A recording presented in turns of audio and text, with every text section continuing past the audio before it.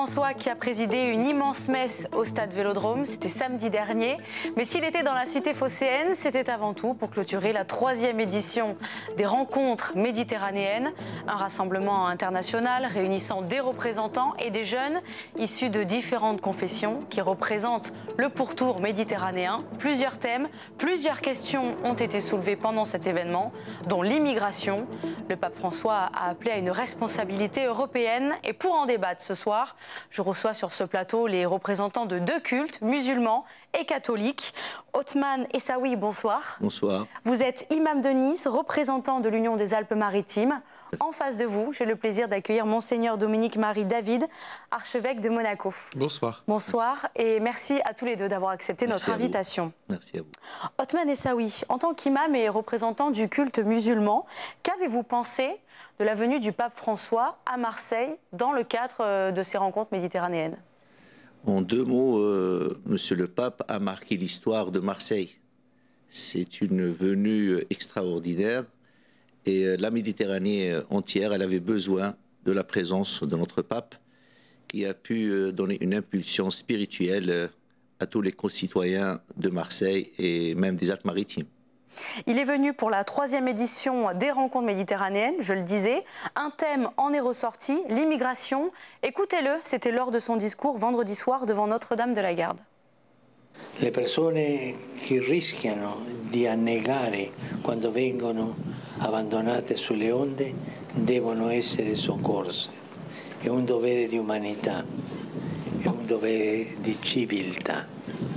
Non possiamo più assistere ai drammi dei naufragi dovuti a traffici odiosi e al fanatismo dell'indifferenza. Le pape demande une responsabilité européenne. Il espère que tous ces migrants naufragés ne soient plus laissés tout seuls. Monseigneur David, que pensez-vous de la position du pape sur cette question d'immigration?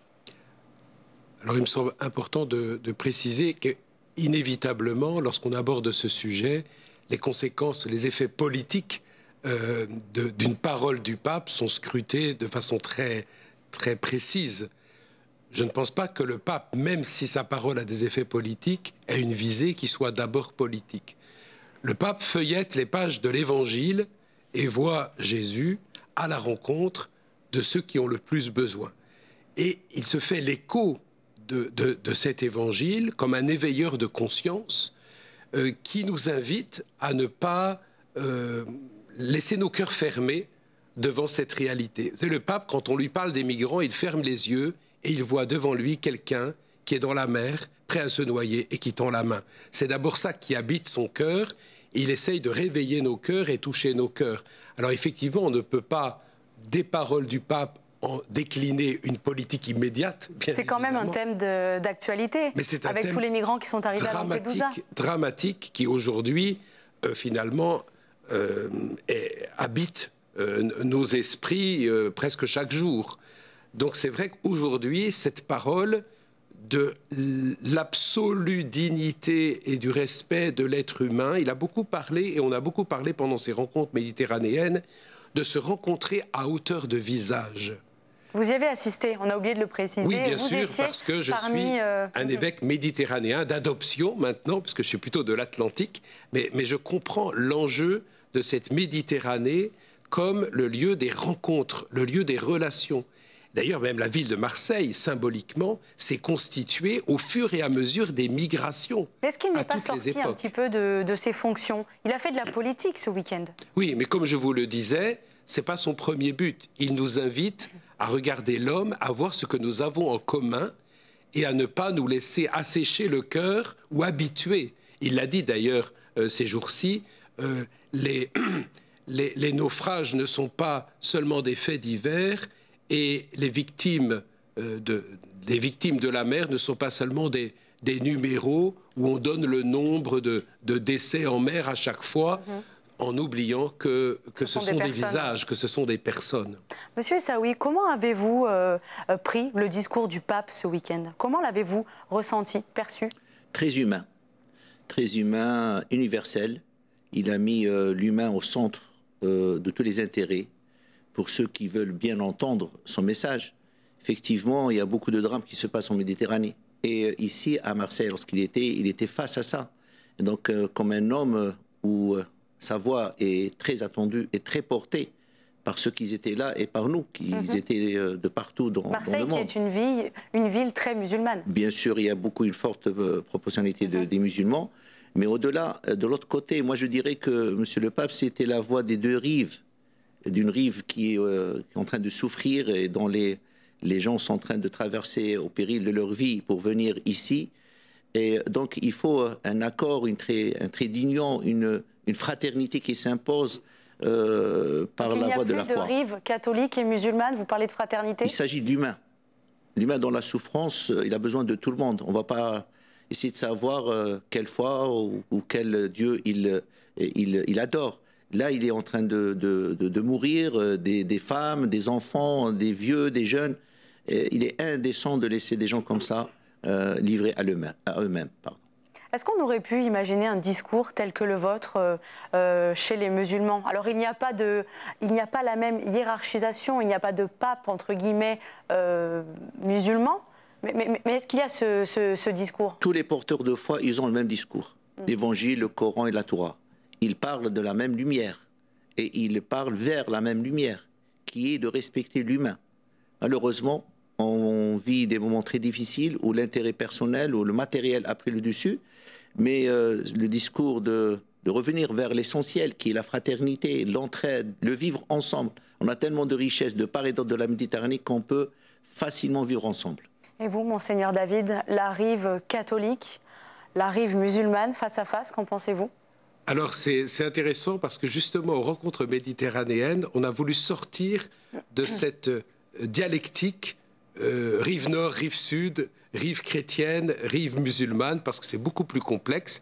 Et Monseigneur Aveline a parlé très souvent des 5 rives de la Méditerranée, parce qu'il y a aussi le Moyen-Orient, on a inclus les Balkans, la mer Égée, la mer Noire. Donc on avait 70 évêques de tous ces pays et 70 jeunes, et pas seulement des chrétiens, pas seulement des catholiques. Nous avions des jeunes de confession israélite, nous avions des jeunes musulmans. Même un après-midi, j'ai passé tout l'après-midi entre un juif d'un côté et un musulman de l'autre.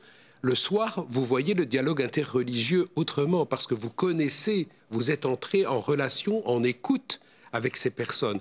Je me souviens même d'un évêque d'Afrique du Nord qui nous disait « Moi, quand j'apprends qu'il y a un naufrage en mer, j'essaie de savoir qui était dans le bateau, parce que ces gens, je les ai vus et je les ai croisés avant qu'ils ne prennent le bateau.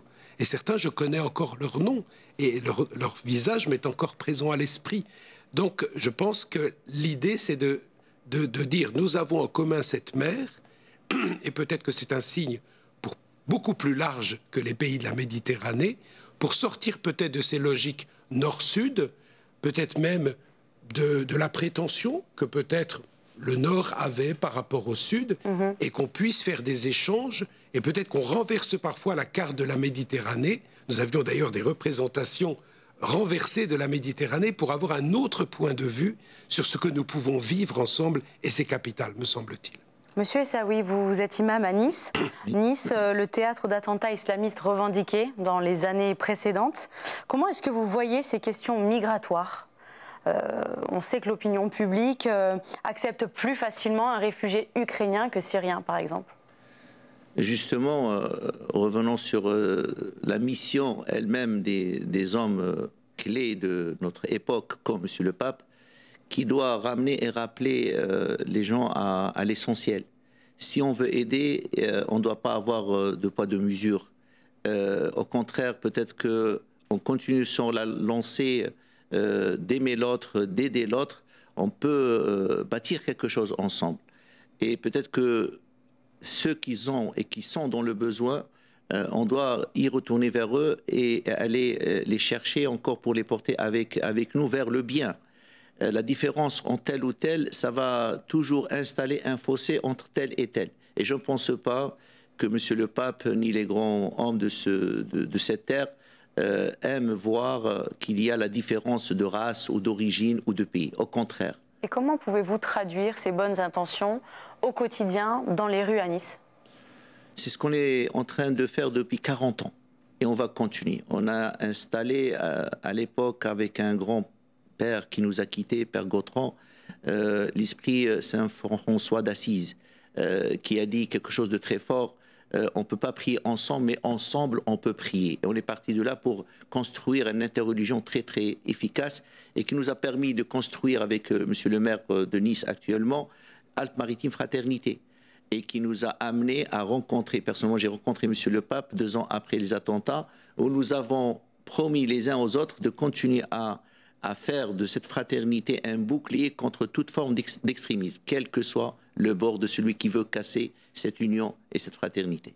Et vous, Monseigneur David, comment allez-vous traduire au quotidien ce qui a été dit pendant ces rencontres méditerranéennes? On sait qu'à Monaco, il y a beaucoup de nationalités, 140 environ. Voilà, c'est encore très frais, puisque finalement, nous sortons à peine de ces rencontres et du rassemblement avec le pape. Donc déjà cette émission et beaucoup d'autres vecteurs pourront nous aider à sensibiliser, à ouvrir les yeux. Moi, souvent, je me dis, cette Méditerranée qui borde Monaco nous contraint de rester ouverts, et nous le sommes. Et nous devons continuer d'alimenter cette curiosité pour aller à la rencontre de l'autre. Et je pense que c'est d'abord une démarche intérieure. C'est-à-dire qu'on peut organiser tous les rassemblements, tous les vecteurs de communication pour transmettre ce que nous avons vécu. C'est aussi une expérience personnelle et une décision personnelle d'aller à la rencontre de l'autre, même différent. Est-ce que la différence est un risque? Est-ce qu'elle est un danger? Ou est-ce qu'elle est un défi ou une richesse à accueillir pour grandir? Vous pensez que la position du pape, ces déclarations, vont faire bouger les choses en Europe? Il s'est adressé à Emmanuel Macron, le président français, mais aussi à tous les représentants européens, dont Giorgia Meloni, la présidente du Conseil européen, là où les migrants arrivent en premier, en Italie.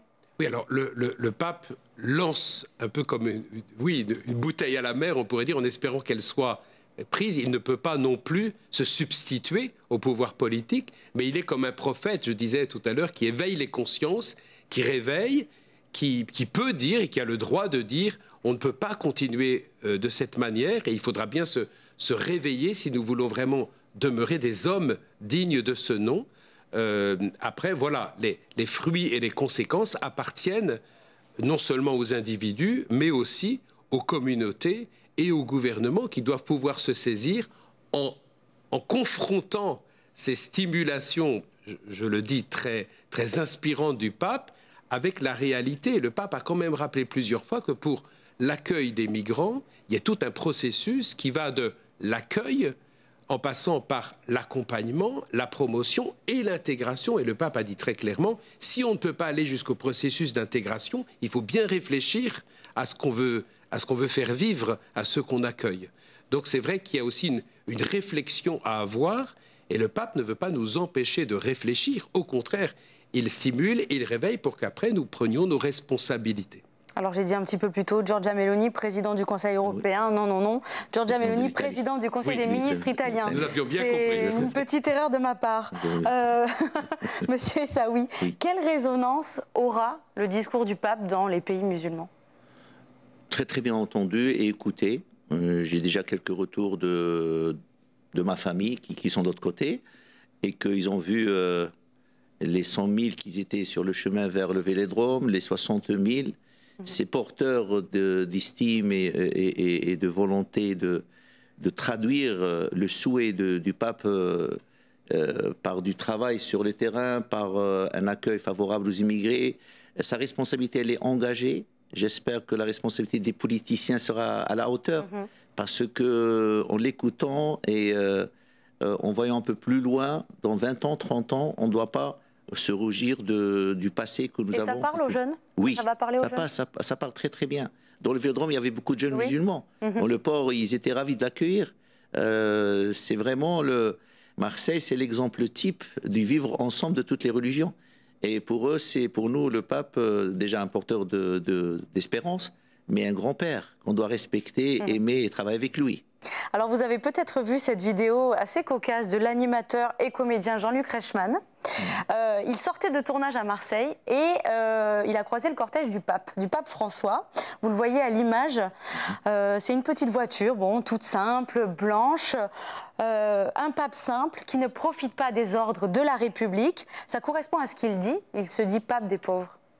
Oui, je pense qu'effectivement, il y a une cohérence. On est obligé de reconnaître dans ce pape une cohérence et une unité entre le message qu'il porte et la manière dont, avec son style bien à lui, avec son parcours et ce qui habite son cœur, de mettre en accord voilà, le message et ce qu'il... D'ailleurs, Marseille, hier matin, nous avons fait quelques pas pour rejoindre la cathédrale avec les évêques et nous étions abordés par des dizaines et des dizaines de Marseillais de toute origine, de toute confession, nous disant qu'ils étaient heureux, qu'ils avaient écouté le discours, qu'ils étaient touchés de ce qui s'était vécu. C'est quand même un signe bon à accueillir et qui nous remplit de gratitude pour ce qui s'est passé. Je vous remercie beaucoup, Monseigneur David, d'être venu sur le plateau de TV Monaco. Merci à vous également, Merci à vous. Othman Essaoui, d'être venu sur le plateau de TV Monaco.